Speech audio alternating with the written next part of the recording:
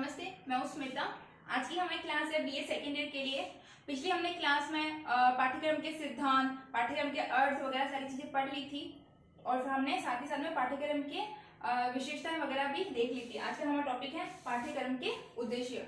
पाठ्यक्रम में आवश्यकता तो हमने देख ली थी लास्ट क्लास में। उसमें आवश्यकता के अंतर्गत हमने देखी थी ये चीजें क्यों आवश्यक है।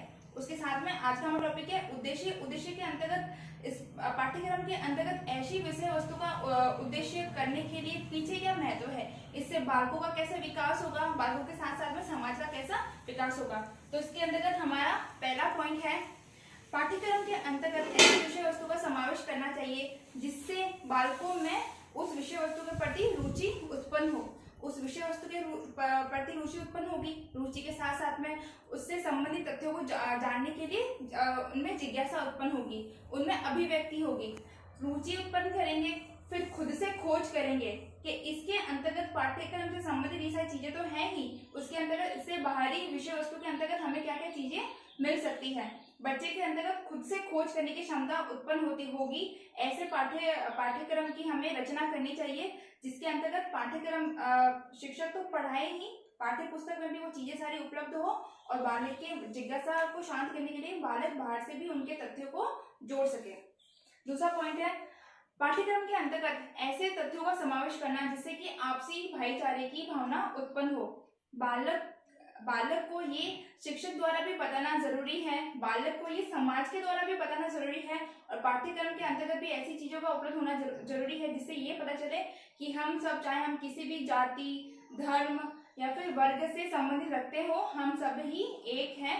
हमारे अंतर्गत राष्ट्र आपसी भाईचारे की भावना होनी चाहिए। हम कोई भी अलग नहीं है, आपसी सबसे हमें प्रेम की दया भाव रखनी चाहिए। हमारा तीसरा पॉइंट है राष्ट्र प्रेम की भावना का जागृत करना। पाठ्यक्रम के अंतर्गत ऐसे विषय वस्तु और ऐसे बिंदुओं का समावेश करना चाहिए जिससे कि शिक्षक को ये पढ़ाया जाए, शिक्षक द्वारा ये पढ़ाया जाए बालकों को कि हमारा राष्ट्र ही हमारे लिए सब कुछ है और राष्ट्र प्रेम हमारे लिए सबसे सर्वोत्तम होना चाहिए। पाठ्यक्रम में अंतर्गत विषय वस्तु से संबंधित सारी चीजें होनी चाहिए। उसके साथ में भी ऐसे विषय वस्तु का समावेश करना चाहिए जिससे कि बालक समाज के प्रति अपनी जिम्मेदारी को समझ सके, अपने राज्य के प्रति और सबसे महत्वपूर्ण अपने राष्ट्र के प्रति अपनी जिम्मेदारी को समझ सके और उसको अपने कर्तव्य में जान सके कि मुझे मेरे जीवन के साथ साथ में सारी चीजों के साथ साथ में मुझे राष्ट्र में भी अपना योगदान देना है, मुझे समाज में भी अपना योगदान देना है और सब में अपनी भागीदारी देनी है। हमारा अगला पॉइंट है पाठ्यक्रम निर्माण के सिद्धांत, यानी कि ये हमारा टॉपिक है नया। पाठ्यक्रम सिद्धांत के अंतर्गत पाठ्यक्रम में कौन कौन सी उसके सिद्धांत क्या होने चाहिए, कौन कौन सी विषय वस्तु जोड़नी चाहिए और वो हमारे दैनिक जीवन में कैसे उपयोगी आती है। तो इसमें कुछ महत्वपूर्ण पॉइंट्स है। पहला है जीवन से संबंधित होने का विकास। जीवन से संबंधित होने का विकास। एक अच्छे पाठ्यक्रम के अंतर्गत जो भी विषय वस्तु हम समावित करते हैं वो सारे के सारे जीवन से संबंधित होती है। कुछ विषय वस्तु ऐसी भी होती है जो किसी व्यक्ति विशेष या फिर हमारे समाज के अंतर्गत जो डेली बेसिस पे चलती है, जो रूटीन में होती है, लेकिन वो एक बालक के लिए, एक समाज के लिए, एक विद्यालय के लिए, एक पाठ्यक्रम के लिए बहुत ही ज्यादा जरूरी होती है। चाहे वो कैसी भी चीजें हो, ताकि हम बच्चों को बोलते भी हैं कि हमें सुबह उठ कर ये सारी चीजें करनी चाहिए। सबसे सुबह उठकर हमें नहाना चाहिए, ब्रश करना चाहिए, माता पिता को चरण स्पर्श करने चाहिए। तो ये सारे हमारे जीवन से संबंधित चीजें होती हैं। तो ये सारी की सारी चीजें हमें पाठ्यक्रम में समावित करनी बहुत ज्यादा आवश्यक है ताकि बालक जब छोटे से ही ये सारी चीजें जान सके। उसको घर परिवार द्वारा बताया जाता है, शिक्षक द्वारा भी बताया जाता है और फिर जब वो अपनी विषय वस्तु के अंतर्गत भी सारी चीजें पढ़ेगा तब उसे और चीजें पता चल जाएगी। इसलिए हमारे पाठ्यक्रम में जीवन से संबंधित विषय वस्तु का भी होना बहुत ज्यादा जरूरी है। हमारा दूसरा है संस्कृति तथा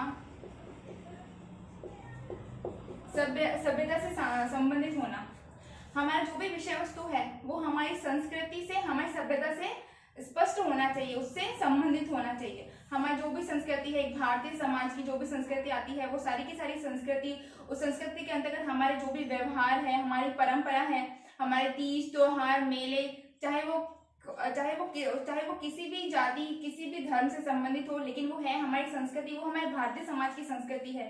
इसलिए वो संस्कृति है और वो हमारी सभ्यता के अंतर्गत आती है। हम जिस तरीके से अपना रहन सहन, जो भी वर्तमान स्थिति में, जो भी हम पुराने समय में जो जीते हुए आए हैं जिस सभ्यता के अंतर्गत, वो सारी की सारी चीजें हमारी सभ्यता के अंतर्गत आती है। यानी कि भारतीय सभ्यता के अंतर्गत रहते हुए भारतीय संस्कृति का सारा समावेश हमारे पाठ्यक्रम में होना आवश्यक है। हमारा थर्ड पॉइंट है सृजनात्मक तथा रचनात्मक शक्ति का सिद्धांत। एक बालक के अंतर्गत ऐसी शक्तियों का विकास करना जिसके अंतर्गत वो स्वयं सृजनात्मक और रचनात्मक नीति का अनुसरण कर सके, और ये सारी की सारी चीजें पाठ्यक्रम के अंतर्गत ही संभव हो सकती है। एक ऐसे पाठ्यक्रम के अंतर्गत ऐसी विषय वस्तु को समावेश करना चाहिए जिसके अंतर्गत बालक स्वयं से चीजें करना सीखे, चाहे वो किसी भी चीज से हो सकता है। हम यानी कि हम पाठ्यक्रम के अनुसार समय समय पर ऐसी गतिविधियां संचालित कर सकते हैं, या फिर विद्यालय के अंतर्गत छोटे मोटे ऐसे कार्यक्रम रख सकते हैं जिसके अंतर्गत हम कोई भी हाथ से निर्मित चीजें बनाने का उसमें प्रतियोगिता कर सकते हैं। दिमाग से संबंधित कोई भी, जिसकी पहेलियां बूझो या फिर कहानी बनाना, सारी की सारी चीजें, या फिर लोकोक्ति, श्लोक वगैरह, सारी की सारी चीजें हम बालक के अंतर्गत रचनात्मक और सृजनात्मक विकास के अंतर्गत डाल सकते हैं, जिसमें बालक अपनी बुद्धि का संचालन करता है और अच्छे से सीख पाता है। और ये सारी की सारी चीजें हमें पाठ्यक्रम में समावेश करनी चाहिए जिससे कि बालक अपना सर्वांगीण विकास कर सके और अपने भावी भविष्य के लिए तैयार। हमारा चौथा पॉइंट है व्यक्तिगत विभिन्नताओं का विकास। पाठ्यक्रम कभी भी कठोर नहीं होना चाहिए, क्योंकि जब छोटी कक्षा में होता है तब पाठ्यक्रम हमेशा लचीला ही होना चाहिए, ताकि वह बालक की जो भी मनोदशा होती है, जो भी स्थिति होती है, उनकी रुचि किस क्षेत्र में ज़्यादा है, कौन से विषय वस्तु के प्रति ज़्यादा अट्रैक्ट हो रहे हैं, तो ये सारी की सारी चीज़ें हम उसी समय चेंज कर सकते हैं। अगर पाठ्यक्रम कठोर होगा तो पाठ्यक्रम के अंतर्गत किसी भी तरह का परिवर्तन हम नहीं कर पाएंगे, और जिससे कि बच्चे को थोड़ी सी परेशानी हो सकती है। इसलिए पाठ्यक्रम लचीला होना चाहिए, जिससे कि हम बालक की मनोदशा, उस कक्षा के अनुरूप और उसके सीखने के अभिव्यक्ति के अनुरूप हम सारी की सारी चीजें, सारे के सारे परिवर्तन हम हमारे पाठ्यक्रम में कर सकते हैं। इसलिए यहाँ पर वो है व्यक्तिगत विभिन्नताओं का विकास करना। ये सारी की सारी चीजें इसी पाठ्यक्रम के अंतर्गत और इसी बिंदु के अंतर्गत आएगी। हमारा लास्ट पॉइंट है बाल केंद्रित विकास।